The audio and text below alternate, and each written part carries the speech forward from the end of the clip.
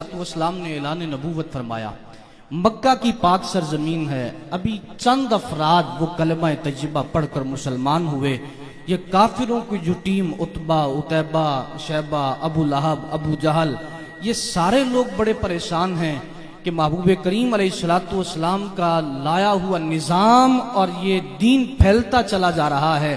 حج کا موسم آیا اور جوک در جوک قافلے وہ مکہ کی طرف آنے لگے۔ اب انہوں نے یہ میٹنگ کی، ایک پروگرام بنایا، بیٹھے یہ سارے لوگ کہ کوئی فیصلہ کر لیا جائے کہ جو بھی مصطفیٰ کریم علیہ السلام کی بارگاہ میں پہنچے گا، یا تو وہ مصطفیٰ کا چہرہ دیکھ کے کلمہ پڑھ جائے گا یا مصطفیٰ کا اخلاق دیکھ کے کلمہ پڑھ جائے گا۔ اب کوئی ایسا کام کیا جائے، کوئی ایسا فیصلہ کیا جائے کہ لوگوں کو بارگاہ مصطفیٰ تک رسائی نہ دی جائے، لوگوں کو روکا جائے کہ وہ آقا کریم علیہ السلام کی بارگاہ سے دور رہیں۔ انہیں بھی اندازہ تھا، کافر ہو کر بھی یہ مانتا تھا کہ یہ باتوں باتوں میں پتھروں سے کلمے پڑھا لیا کرتے ہیں۔ ابھی ابتدائے اسلام ہے، لیکن دشمنی پر اترا ہوا۔ ایک پروگرام میٹنگ بنائی گئی، اس میں یہ سارے لوگ شامل ہیں کہ نبی کریم علیہ السلام کی بارگاہ تک لوگوں کو رسائی نہ دی جائے۔ اب مشورہ شروع ہوا، اسے امام جلال الدین سیوطی رحمت اللہ تعالی علیہ نے بھی لکھا اور بہت سارے محدثین اسے نقل کر گئے۔ طبقات ابن سعد میں بھی روایت موجود اسی طرح، اور مختلف محدثین اس پر بات کرتے ہیں، کہتے ہیں کہ اب گفتگو کا آغاز ہوا۔ ولید بن مغیرہ وہ بیٹھا ہوا، شیبہ بیٹھا ہوا، عتبہ بیٹھا ہوا، ابو جہل جیسے لوگ وہ بیٹھے ہوئے۔ کہا گیا کس بات پر ہم اتفاق کریں، کون سا ایسا جملہ گھڑیں کہ گھڑ کر آنے والوں کو بتائیں اور وہ مصطفیٰ کریم علیہ السلام کی بارگاہ تک نہ پہنچیں۔ جب گفتگو کا آغاز ہوا، ایک بندہ کھڑا ہوا، کہنے لگا میرا یہ مشورہ ہے، میں نوجوان ہوں، میرا یہ مشورہ ہے جو باہر سے آئے انہیں صرف اتنا جملہ کہو کہ محمد عربی صلی اللہ علیہ وآلہ وسلم معاذ اللہ جادوگر ہیں، ان کی گلی نہیں جانا۔ ابھی اتنا جملہ کہا تھا، کہنے لگا واللہ اللہ کی قسم محمد عربی جادوگر نہیں ہے۔ کہنے لگا تو کیسے کہہ رہا ہے کہ وہ جادوگر نہیں؟ کہنے لگا ہم نے بڑے بڑے جادوگر دیکھے ہیں، ان کے چہرے دیکھنے کے قابل نہیں ہوتے، یہ اتنا حسین ہے کہ یہ جو دیکھ لیتا ہے وہ انہی کا ہو کے رہ جاتا ہے۔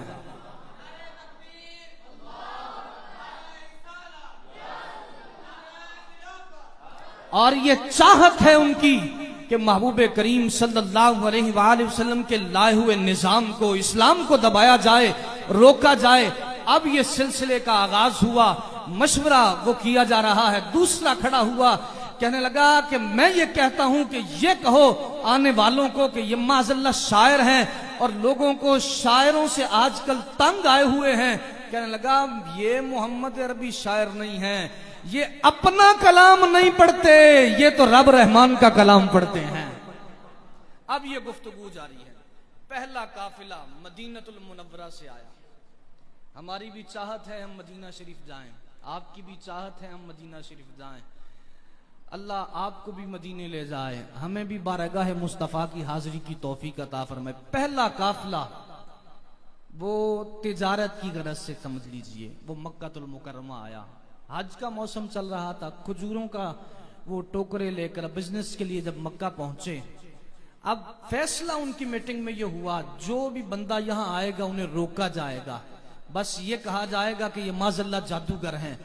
اب مدینہ المنورہ سے حضرت اسعد بن زریرہ رضی اللہ تعالیٰ عنہ آپ 6 لوگوں کے ساتھ، چھٹے آپ تھے، 5 لوگ اور ساتھ شامل تھے، آپ تجارت کی غرض سے آئے۔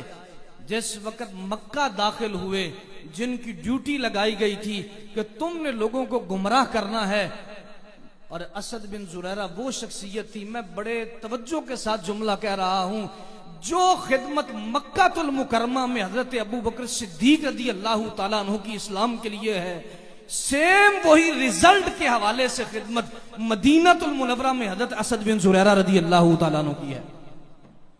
یہ وہ شخصیت ہے، ابھی کلمہ طیبہ پڑھ کر مسلمان نہیں ہوئے۔ اسد بن زریرہ رضی اللہ تعالیٰ عنہ آئے، کافروں نے روکا، کہا اس گلی نہیں جانا، ہم مکہ کو بہتر جانتے ہیں، ہم تمہیں مکہ کے حالات سے آشنا کرتے ہیں، آقا کریم علیہ الصلوۃ والسلام کی بارگاہ میں نہیں جانا۔ پوچھا اسد بن زریرہ نے کیوں نہیں جانا؟ اس لیے نہیں جانا کہ معاذ اللہ وہ جادوگر ہیں۔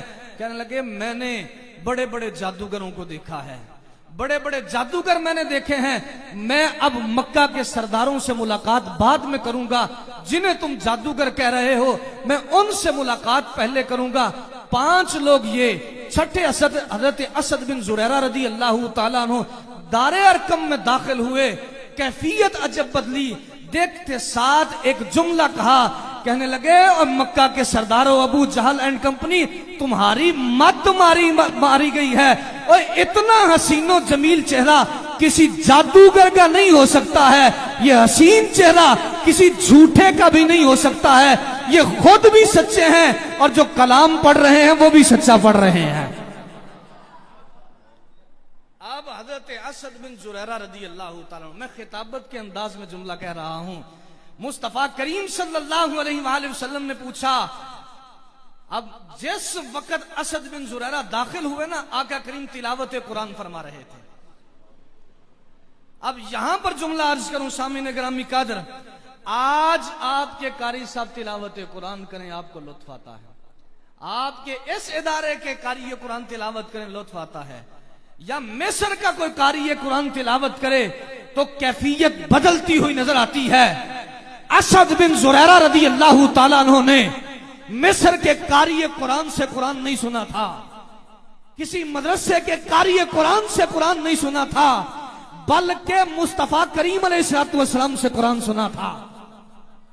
اور اسے اور آسان کر کے یوں کہہ لیجئے کہ اس وقت حضرت اسد بن زریرہ رضی اللہ تعالیٰ عنہ کی کیفیت کتنی بدلی ہوگی کہ جب والضحیٰ کے مکھڑے والے نے خود والضحیٰ کی تلاوت کی ہوگی، جب واللیل کی زلفوں والے نبی نے خود واللیل کی تلاوت کی ہوگی، جب طٰہٰ کی شان والے نے خود طٰہٰ پڑھا ہوگا، تب کیفیت کیسے بدلتی ہوئی نظر آ رہی ہوگی، اس محفل کا، مجلس کا انوائرمنٹ کیسے تبدیل ہوتا ہوا نظر آ رہا ہوگا۔ جب حضرت اسد بن زریرہ نے تلاوت قرآن سنی، آقا کریم علیہ السلام کی بارگاہ پرناز میں کھڑے ہو کر، تو پاس بیٹھے صحابہ نے پوچھا، ہلایا اسد بن زریرہ کو، اے ہل، جل تو صحیح، کیفیت سے باہر تو آ۔ پوچھا کیا حالت بنی؟ کہنے لگا صورتیں ایک نہیں صورتیں 2 ہیں، صورت ایک نہیں صورتیں 2 ہیں، ایک صورت سین والی، ایک صورت سواد والی، سین والی صورت سن کے بھی لطف آیا ہے اور سواد والی صورت دیکھ کے بھی لطف آیا ہے۔ حضرت اسد بن زریرہ رضی اللہ تعالیٰ عنہ نے آقا کریم صلی اللہ علیہ وآلہ وسلم کی بارگاہ پرناز میں بیٹھ کر کلمہ طیبہ پڑھا۔ کافروں کی یہ چاہت تھی کہ وہ اللہ کے نور کو بجھا دیں، لیکن اللہ کی مرضی اور منشا ہے یہ نور غالب آ کر رہے گا۔ تب سے وہ کافر لگے ہیں، اب تک لگے ہوئے ہیں، اس دین کو مٹانا چاہتے ہیں، لیکن دین اس وقت بھی غالب آیا تھا، اب بھی غالب آئے گا۔ ہمیں اور آپ کو مل کر محنت کرنے کی ضرورت ہے، ہمیں محنت کرنے کی ضرورت ہے۔ حضرت اسد بن زریرہ رضی اللہ تعالیٰ عنہ کلمہ پڑھا، کلمہ پڑھ کر مسلمان ہوئے، مدینہ المنورہ جب واپس لوٹے، اب دیکھیں محنت لگنے لگی ہے، حضرت اسد بن زریرہ محنت کر رہے ہیں مستقل مزاجی کے ساتھ۔ جس وقت دوسرا قافلہ جو کہ با اختلاف روایت 22 لوگوں کے ساتھ مل کر آئے، اس کی سربراہی بھی حضرت اسد بن زریرہ رضی اللہ تعالیٰ عنہ کر رہے تھے۔ تیسرا قافلہ 70 سے 72 لوگوں کا، جس کی وجہ سے پھر مدینہ المنورہ کی ہجرت کے وہ سارے معاملات، وہ بیک گراؤنڈز وہ طے پائیں، اس کی سربراہی بھی حضرت اسد بن زریرہ کر رہے تھے۔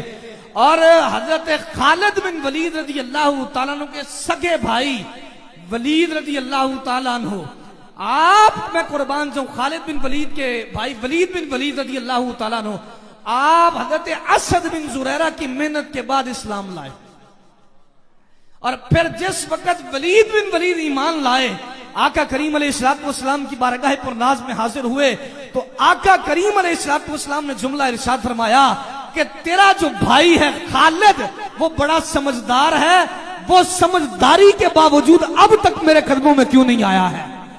پھر ولید بن ولید نے خط لکھا اپنے بھائی کو، اور خط لکھنے کے بعد خالد بن ولید کلمہ طیبہ پڑھ کر مسلمان ہوئے۔ آپ کہہ سکتے ہیں اسد بن زریرہ رضی اللہ تعالیٰ عنہ کی محنت کا رزلٹ سیف اللہ حضرت خالد بن ولید رضی اللہ تعالیٰ عنہ ہے۔ یہ وہ شخصیت تھی حضرت اسعد بن زریرہ رضی اللہ تعالیٰ عنہ، جس وقت مدینہ المنورہ پہنچ گئے۔ اور یہاں پر قابل خاص اور توجہ بات کہ مدینہ المنورہ میں پہلا جمعے کی امامت وہ حضرت اسعد بن زریرہ نے کی ہے۔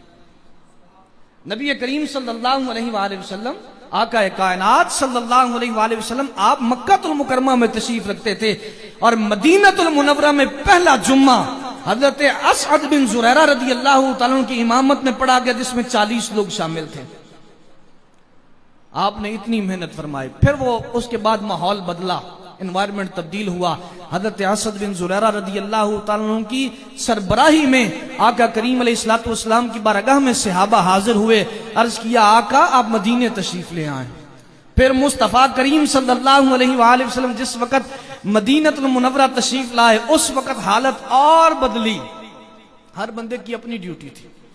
اور حضرت اسعد بن زریرہ رضی اللہ تعالیٰ عنہ کا تعلق نجار قبیلے سے تھا۔ حالت یہ تھی حضرت اسعد بن زریرہ کی، اللہ اکبر، جس وقت مصطفیٰ کریم علیہ السلام مدینہ المنورہ میں داخل ہونے سے قبل آقا کریم ایک مقام پر رکے، اور رک کر میرے کریم آقا صلی اللہ علیہ وآلہ وسلم نے اسعد بن زریرہ کے گھر پیغام بھیجا، اور مصطفیٰ کریم علیہ السلام کے پیغام کے بعد یہ اسعد بن زریرہ حاضر خدمت ہوئے۔ جس شخصیت کی ڈیوٹی آقا کریم علیہ السلام کے پروٹوکول پر لگی، وہ شخصیت حضرت اسعد بن زریرہ رضی اللہ تعالیٰ عنہ تھی۔ جس وقت میرے کریم آقا صلی اللہ علیہ وآلہ وسلم مدینہ المنورہ میں داخل ہوئے، اور آقا کریم علیہ السلام نے وہاں پر اسلام کے کام کا آغاز کیا۔ آپ جانتے ہیں مسجد نبوی شریف کی جگہ، آپ اہل علم لوگ ہیں، وہ دو یتیموں کی، حضرت سہیل اور حضرت سہل رضی اللہ تعالیٰ عنہ کی ہے، اور ان کی سربراہی حضرت اسعد بن زریرہ کر رہے ہیں۔ یہ ڈیوٹی بھی حضرت اسعد بن زریرہ کے خدمت میں آئی۔ ایک روایت حضرت صدیق اکبر رضی اللہ تعالیٰ عنہ کے حوالے سے ملتی ہے کہ آپ نے مال دیا۔ ایک روایت یہ بھی موجود ہے کہ اپنا ذاتی باغ حضرت اسعد بن زریرہ نے ان دو شہزادوں کی خدمت میں پیش کیا، اور پھر مسجد نبوی شریف کی وہ جگہ خریدی گئی۔ اس لیے میں نے کہا تھا جو محنت ریزلٹ کے اعتبار سے مکہ المکرمہ میں حضرت صدیق اکبر رضی اللہ تعالی عنہ نے کی تھی، وہاں پر تکلیفیں زیادہ تھیں، لیکن یہاں تکلیفیں آغاز میں کم تھی مدینہ المنورہ میں، بعد میں حالات بدلے، کیفیت بدلی، بدر کمار کا ہوا، وہ ساری کیفیات آپ کے سامنے ہیں۔ حضرت اسعد بن زریرہ رضی اللہ تعالیٰ وہ شخصیت ہیں جنہوں نے اسلام کا آغاز مدینہ المنورہ میں کیا ہے۔ پھر وہ لمحات بھی آئے کہ اسعد بن زریرہ محنت کرتے رہے، لوگ جوک در جوک اسلام کی طرف آتے رہے۔ پھر حضرت اسعد بن زریرہ رضی اللہ تعالیٰ کے آخری لمحات آ گئے، جس وقت ان کے وصال کا وقت قریب آیا، اور با اختلاف روایت جو عمر پائی حضرت اسعد بن زریرہ رضی اللہ تعالیٰ وہ 32 سال ہے۔ آج آپ 32 سال کا نوجوان دیکھیں، اسے دین کی خبر بھی نہیں ہوتی، اور اس شخصیت کی اتنی محنت ہے اسلام کے لیے، اور مستقل مزاجی کے بعد اب جب ان کو انعام ملنے کا وقت آیا، یہ بیمار ہوئے آخری وقت میں حضرت اسعد بن زریرہ رضی اللہ تعالیٰ عنہ، اور ان کے ایمان کی حالت یہ ہے کہ فاروق اعظم جیسی شخصیت رضی اللہ تعالیٰ عنہ بعد میں کلمہ طیبہ پڑھ کر مسلمان ہوئے ہیں۔ حضرت اسعد بن زریرہ پہلے کلمہ طیبہ پڑھ کے مسلمان ہوئے۔ اللہ اکبر کبیرہ۔ اب جس وقت آخری لمحات آئے نا حضرت اسعد بن زریرہ رضی اللہ تعالیٰ عنہ کے، تو بخار کی کیفیت ہے، آپ اس وقت ماحول کے مطابق کہہ لیجئے کہ جو بھی چیز موجود تھی انہوں نے سر اقدس کے نیچے رکھی ہوئی تھی۔ مصطفیٰ کریم صلی اللہ علیہ وآلہ وسلم کو خبر پہنچی، مصطفیٰ کریم علیہ السلام تشریف لائے۔ آقا کریم علیہ الصلوۃ والسلام نے یوں کہہ لیجیے تکیہ ہٹا کر مصطفیٰ کریم علیہ الصلوۃ والسلام نے اسد بن زریرہ رضی اللہ تعالیٰ عنہ کے سر اقدس کو اپنے گود میں رکھا۔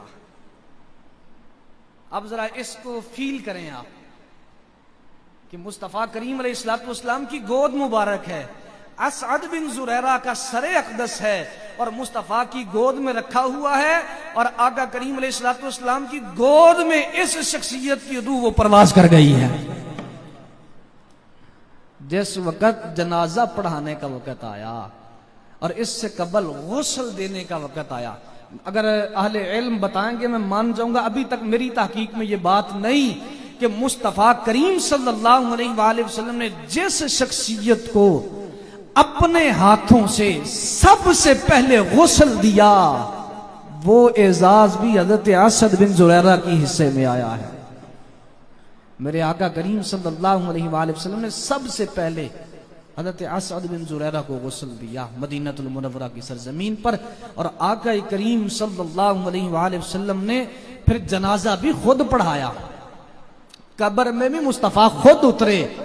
دیکھیں آج ہمارے مرنے کے بعد جب مصطفیٰ قبر میں آئیں گے ہم امید رکھتے ہیں کہ ہماری بخشش کا سما ہوگا، ہمیں پہچان نصیب ہوگی۔ ابھی جنازہ پڑھایا ہے، خود مصطفیٰ کریم علیہ الصلوۃ والسلام نے قبر میں اتارا ہے۔ مجھے عشق میں یہ کہنے دیجئے ساری رحمتیں خود پہلے ہی اسد بن زریرہ کا طواف کر رہی ہیں۔ اللہ اکبر کبیرہ۔ اب جب مصطفیٰ کریم علیہ الصلوۃ والسلام نے قبر میں اتار دیا، اب آقا کریم علیہ الصلوۃ والسلام نے دعا کے لیے ہاتھ اٹھائے، اور اعلیٰ حضرت رحمۃ اللہ تعالیٰ علیہ نے کچھ یوں کہا تھا، اجابت نے جھک کر گلے سے لگایا بڑی ناز سے جب دعائے محمد صلی اللہ علیہ وآلہ وسلم۔ جس وقت ولی غوث کتب ابدال دعا کرتے ہیں، دعا جا کے قبولیت کو تلاش کرتی ہے۔ جب آمنہ کے لال دعا کے لیے ہاتھ اٹھاتے ہیں، قبولیت آ کے مصطفیٰ کی دعا کو تلاش کرتی ہے۔ اور آقا کریم علیہ الصلوۃ والسلام کے دعا کا انداز دیکھیے۔ آقا کریم علیہ الصلوۃ والسلام نے عرض کیا، اے پاک پروردگار عالم میں اس پر راضی ہوں، تو بھی اس سے راضی ہو جا۔ اور اگلا جملہ سماعت کیجئے گا، مصطفیٰ کریم علیہ الصلوۃ والسلام نے قبر کی مٹی کے ساتھ خطاب کیا، فرمایا اے قبر کی مٹی حیا کرنا، تیرے اندر میرا اثر آ رہا ہے۔ یہاں پر حضرت صدیق اکبر رضی اللہ تعالیٰ عنہ کا جملہ سنیے۔ آپ کہنے کہ مجھے کبھی رشک نہیں آیا تھا کسی پر، آج میرا جی چاہتا تھا اس قبر میں اسد نہ ہوتا بلکہ ابو بکر صدیق ہوتا۔ اس لیے اسلام محنت لیتا ہے، جو لوگ اسلام کے لیے محنت کرتے ہیں اللہ پھر انہیں عزتیں بھی عطا فرماتا ہے۔ آج آپ